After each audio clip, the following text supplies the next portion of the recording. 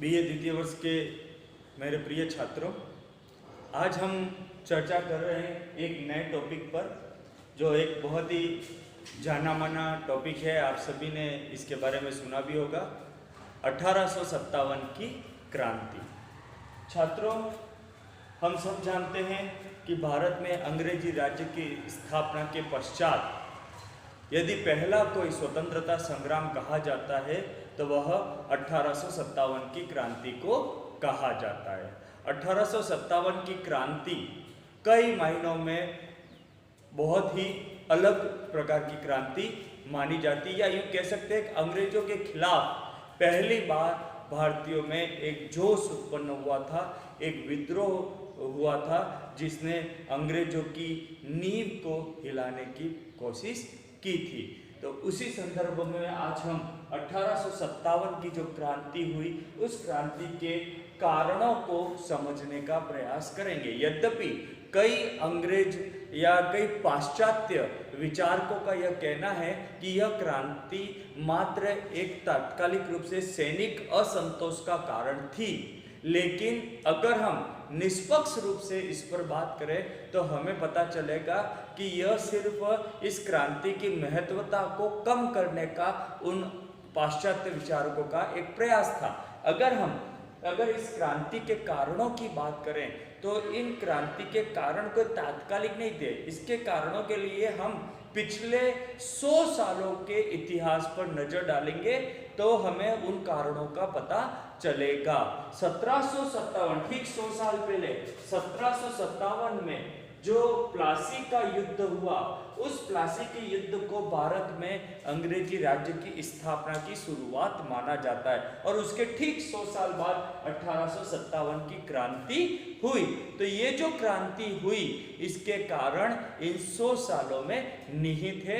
ऐसे ही कुछ कारणों की चर्चा हम यहाँ पर करते हैं। नंबर 1, राजनीतिक कारण। अगर हम तत्कालीन समय की स्थिति पर नजर डालें, हमने वैसे पिछले क्लास या पिछले वीडियो में लॉर्ड डलहौजी के बारे में पढ़ा था, उसकी गोद निषेध प्रथा के बारे में पढ़ा था। उसकी जो साम्राज्यवादी नीति थी वह नीति इस क्रांति का एक बहुत बड़ा कारण मानी जाती है। डलहौजी ने अपनी साम्राज्यवादी भावना के कारण हमारे देश के कई राज्यों को, जो देशी राज्य थे, जो स्वतंत्र राज्य थे, उन राज्यों को अलग अलग तरीकों से, चाहे युद्ध के द्वारा, चाहे कुशासन का आरोप लगाकर, चाहे गोद निषेध प्रथा के द्वारा, उन राज्यों को उनकी स्वतंत्रता को समाप्त करके उन राज्यों का ब्रिटिश राज्य में विलय कर दिया, जिसकी वजह से उन राज्यों का अस्तित्व समाप्त हो गया। और इन जो बचे हुए राज्य थे उनके मन में भी एक डर पैदा हो गया कि अंग्रेज जो है वह कभी भी उनका राज्य समाप्त कर सकते हैं। नंबर 2, शासकों की पेंशन और उपाधियां बंद करना। अंग्रेजों ने क्या किया, कर्नाटक और तंजौर के शासकों की उपाधियां ले ली, उनकी पेंशन बंद कर दी, पेशवा के उत्तराधिकारी नाना साहब की पेंशन बंद कर दी। ऐसी परिस्थितियां उत्पन्न कर दी कि अगर उस समय ये लोग विद्रोह नहीं करते तो शायद इनके अंदर की जो गरिमा थी वह गरिमा पूरी तरह से समाप्त कर दी। तो एक तरह से हम कह सकते हैं कि इस क्रांति की दहलीज को लाने का काम जो है वह अंग्रेजों के द्वारा ही किया गया।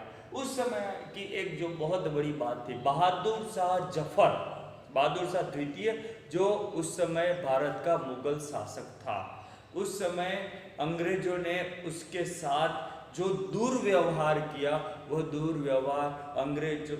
दुर्व्यवहार भारतीयों के लिए, अंग्रेजों के द्वारा मुगल शासक के साथ किया गया दुर्व्यवहार भारतीयों के लिए बहुत बड़ा आघात था, क्योंकि आज भी, उस समय भी भारतीय जनता के मन में मुगल सम्राट के प्रति एक आदर भाव थे, लेकिन अंग्रेजों ने उसके साथ बहुत दुर्व्यवहार किया।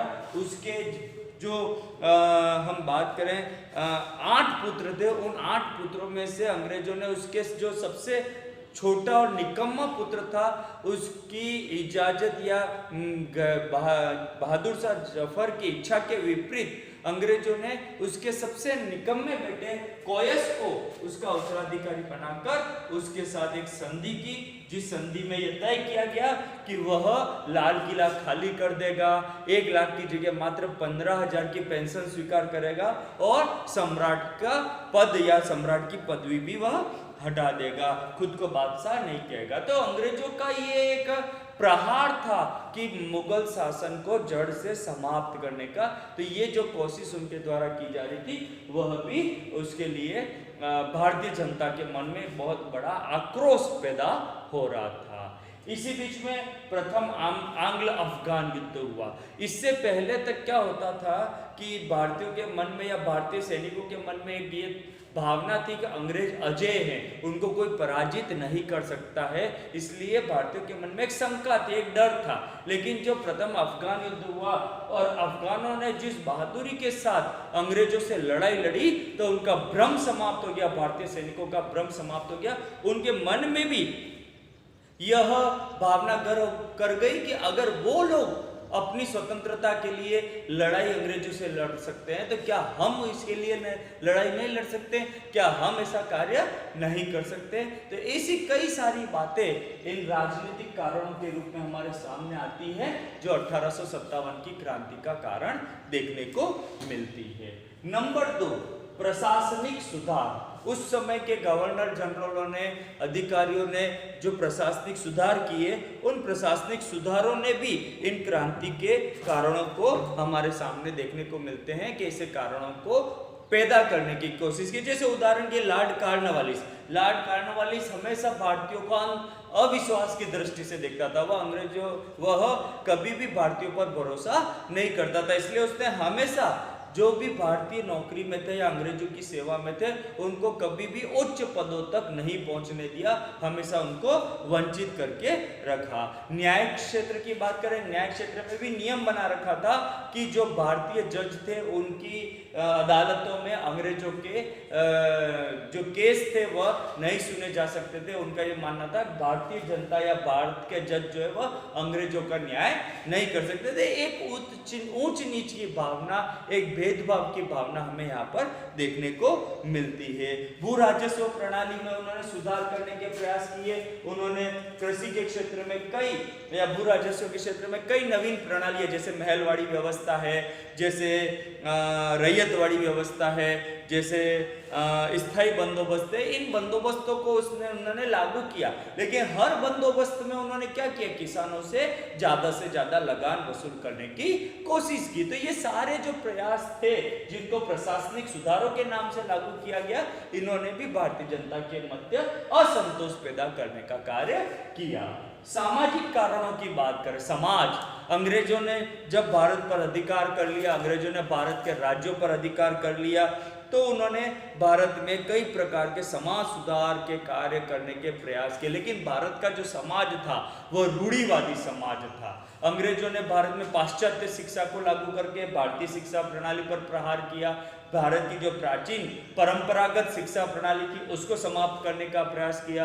अंग्रेजों ने अंग्रेजी शिक्षा लागू करके कोशिश की कि भारतीय सिर्फ रक्त और वर्ण से ही भारतीय रहे, बाकी विचारों से पूरी तरह से अंग्रेज हो जाए। तो इस प्रकार की कोशिश उनके द्वारा की गई। इसके अलावा उन्होंने भारत में कई, हम कह सकते हैं, कुरीतियों को रोकने के कानून बनाए, जैसे बाल विवाह को रोकने के प्रयास किए, सती प्रथा पर रोक लगाने का प्रयास किया, विधवा विवाह को प्रोत्साहन देने का काम किया। यद्यपि ये कार्य अच्छे थे, लेकिन जो भारत की जनता थी वह रूढ़िवादी जनता थी। वह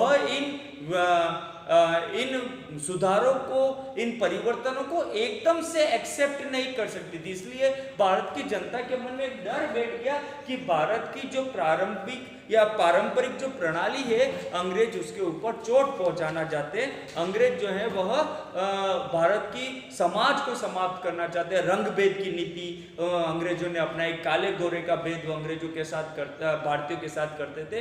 तो इस प्रकार की हमें कई सारे कारण समाज में देखने को मिलते हैं जिसने अंग्रेजों के खिलाफ भारतीयों के मन में एक आक्रोश पैदा किया। धार्मिक कारणों की बात करें, 1813 के चार्टर एक्ट के द्वारा अंग्रेजों को भारत में धर्म प्रचार की छूट प्रदान की गई। भारत में ईसाई मिशनरियों को प्रवेश दिया गया और ये जो ईसाई मिशनरियां थी ये भारत आकर इन्होंने जोर शोर से ईसाई धर्म का प्रचार प्रसार करने का कार्य शुरू किया। एक धर्म परिवर्तन का कार्य शुरू हो गया। अंग्रेजों ने भी इसको, यहाँ की जो गवर्निंग बॉडी थी, जो यहाँ का प्रशासन था, उसने भी इस चीज को बढ़ावा दिया। जो लोग ईसाई धर्म स्वीकार कर लेते थे उनको प्रमोशन जल्दी दिया जाता था, उनको सैलरी ज़्यादा दी जाती थी, उनके अलावा उनको कई अन्य बेनिफिट दिए जाते थे। ईसाई मिशनरियों की स्कूलें खोली गई, उसमें जो अध्ययन किया जाता था उसमें बाइबल को पढ़ना अनिवार्य था।